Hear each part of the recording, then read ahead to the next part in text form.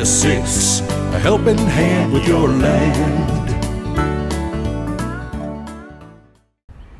Neil from Essex here, out today to show you a quick demonstration on the proper technique to back drag with your loader.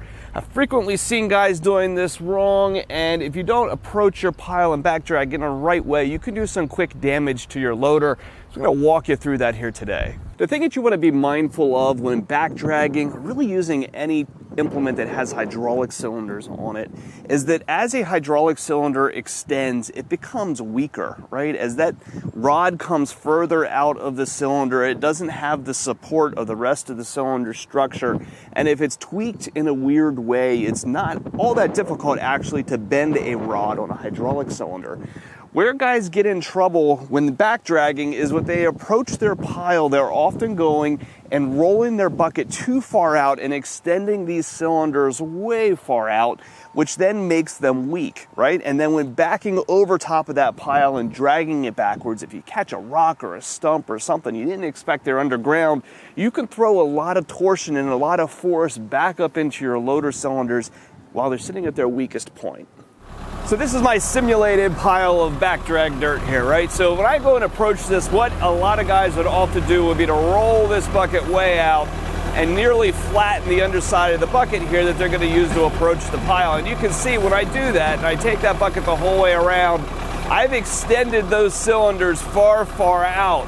And if I happen to strike something there with the back of the bucket while backing up, I'm going to throw that bucket is going to pivot back up around and push those cylinders back up in, potentially tweaking one of them. So the right way to do this is still to do very much the same thing, but recognize that you don't really need to curve your bucket that far around in order to back drag. You can really go to almost halfway and get that same angle underneath the bucket and still be able to drag the dirt backwards.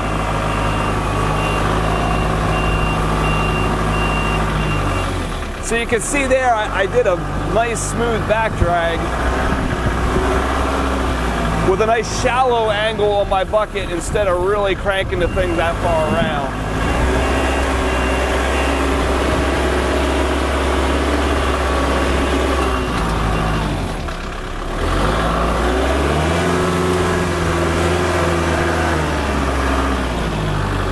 And it might take an extra pass or two, and it's not to say that you can't ever take this thing way over if you have a big pile. But you can see here, hey man, if I take it the whole way around and I stick that thing down in the ground and punch my front tires up, it doesn't take too much there to see the amount of strain that I'm putting back on those cylinders.